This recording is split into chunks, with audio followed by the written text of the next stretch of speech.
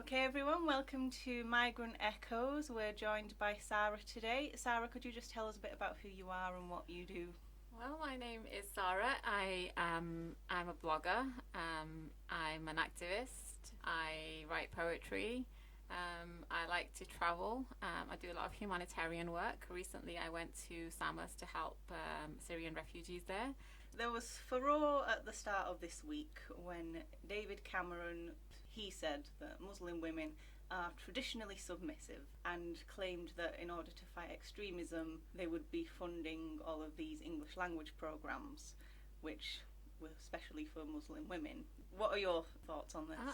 I think that to single out specifically Muslim women on on this issue when there are people from lots of different communities that would love and benefit from English language classes, and to make it seem like somehow it's a link to the link to extremism. It's what's worrying because, like he said himself, and he's contradicting himself. Obviously, he said that there is no evidence that learning English or a language barriers lead to extremism. So then why did he feel necessary to actually say what he did? And that just, it's really, for a Muslim woman, myself, it was really, well, it was patronizing. It was hurtful because he's still targeting Muslim women with the brush that says, well, you're all uneducated and you don't speak English, and that means that you're just going to become radicalized. And I just think that there's no evidence for that, and it was a very irresponsible comment for a prime minister to make.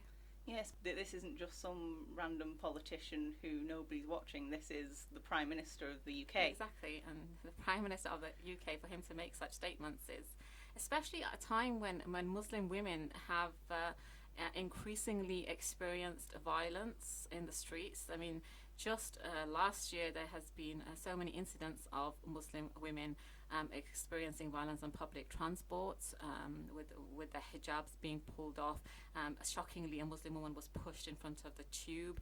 I mean, things like that. It just makes you feel increasingly vulnerable as a Muslim woman, because a lot of these Muslim women, they wore outward expression. They had outward expressions of faith, like wearing the hijab, for example, and they're easily targeted. So for him to actually make these comments in that kind of climate is just totally irresponsible, because it's just adding to the voices out there that's saying, well, you know, these women are extremists. There's a small minority of Muslim women that might feel submissive, but that's not something that's specific to the Muslim community. It's across lots of communities. I mean, if you want to talk about women being submissive, there's so many problems in, for example, even in our community in Britain here, across all communities. I mean, rates of domestic violence, women being told what to do, how to dress, career-wise, the difference between the way a woman is still paid less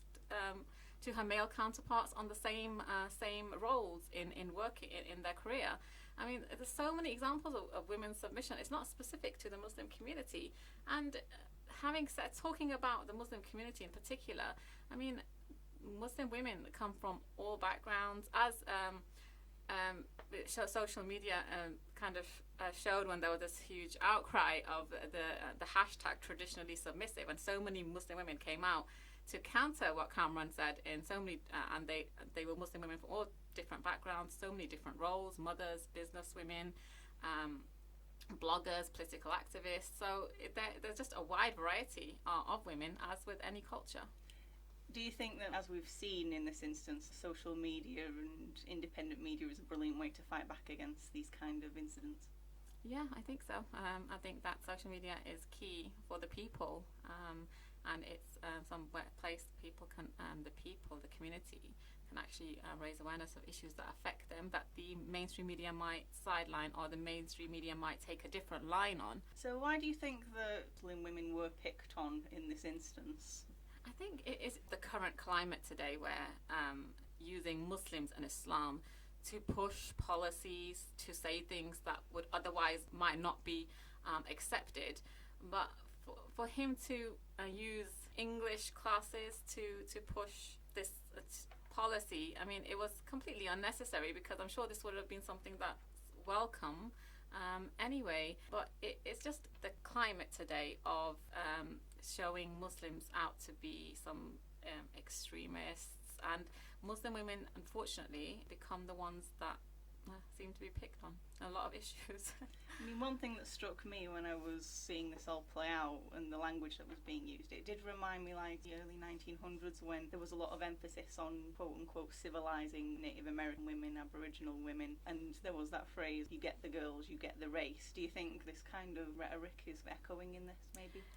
David Cameron's comments, and it's interesting because a writer, Madeline Bunting, who writes for The Guardian, she actually came up, she said that his comments kind of imply like the white man's burden to save the brown woman, and it's almost like this colonist mindset where it's like, well, I'm a white male and it's my duty to save these poor oppressed brown women who need to learn English to become civilized, who need to learn English, otherwise they will might become radicalized. So it's all that colonist mindset, really, and that's what it comes across. It's really patronizing to a Muslim woman. Muslim women are very visible, very active in communities, and I do myself struggle to see where on earth these stereotypes are coming from and how they're being enforced and maintained. I think there's a large responsibility also lies with some fragments of the media where they show Islam and Muslims to be of a certain type, where they like to have a specific type of Muslim to show that these are what Muslims are like, and that type of Muslim is always the really extreme, really conservative sort of Muslim. And when that type of Muslim is depicted so much on the media, and that's all that people see, is to the masses, that's the kind of type that becomes representative of Islam and Muslim women. So it's about letting Muslims from different backgrounds be able to express themselves freely, and to be able to show what they are like and what their lives are like and how they are contributing to British society. So we saw like 3 targets: Muslims, women, and the assumption that they're migrants and they don't speak English. Do you think that this is very strongly perpetrated in the media you described? I think there is a certain image perpetrated of Muslim women in the media, most definitely, and that is of the oppressed, subservient woman who's subservient to men. And I just don't think that that's the accurate image of Muslim women. It's a very false image of Muslim women, in fact. The reaction on social media has been marvellous so far. What more do you think we can do to fight against not just this incident, but more incidences like this in the future? I think that they allow Muslim women from different backgrounds to air their voices and have media spokespeople, Muslim women spokespeople from different backgrounds, not just the typical what you might see as a subservient sort, and then allow more women generally. Don't have people, the men for example, to give the woman's side, even on the issue of things like the veil, the hijab.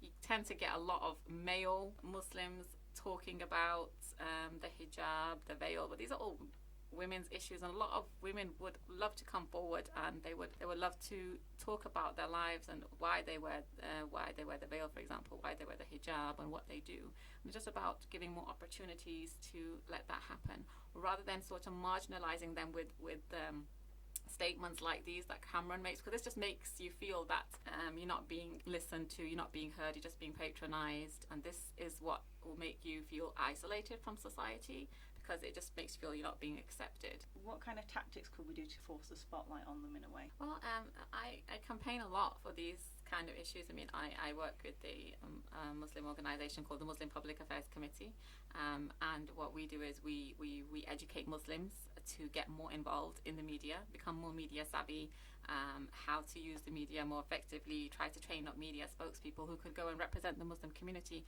So I think that's one way forward, that we try to work with the Muslim community to do that and get more politically active, raise your voice effectively. So that's something that we're working on. We talked earlier about the stereotype and fighting that stereotype of Muslim women being submissive and being victims, needing to be saved. Like you said, domestic violence, for example, is prevalent in all bases, especially in the UK. Mm-hmm. When I talk to people about this kind of issue, they always say, yes, but it's a cultural thing. And that does really annoy me. What would you argue to that? I don't think it's a cultural thing. I think it's men being violent towards women. That's not a cultural. To say that's a cultural thing is saying that somehow it's a part of a culture to do that, but it's not part of a culture to be violent. These are men who think they can treat women in a certain way for whatever reason they have. I'm not going to go into all the psychology behind why they do it, but no, it's simply men who want to dominate women, and that's all there is, and definitely not cultural. One thing I would say is I think that we, as a general masses, we obviously, there's a responsibility on us to be able to seek answers as well, and not always believe what the media says, but reflect and think about these different issues that come up, and try to speak to Muslims and Muslim women and try to understand for yourself what the reality is like. Thank you so much for joining us, Sarah. No problem. Thank you for having me.